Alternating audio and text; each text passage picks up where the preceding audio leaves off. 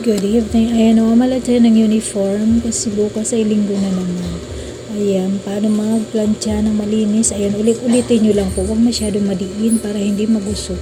Ayan, mas mainam pa rin kung napapabre conditioner natin ang damit or uniform na ipaplantsahin natin para talagang malinis. Ayan, ulit-ulitin lang natin hanggang sa makita natin malinis na yung tela. Ayan, dito naman tayo sa front. Ayan, ulit-ulitin lang.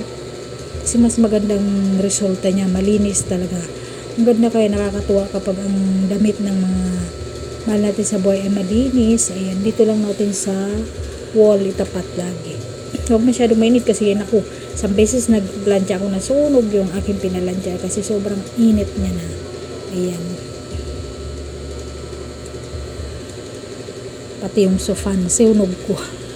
Kasi naiwanan kong natumba yung plantsa. Ayan. Dito naman tayo sa sleeve, balik rin natin. Ayan. Ganun lang, plantsa-plantsa hanggang sa luminis. Bye-bye, thank you so much.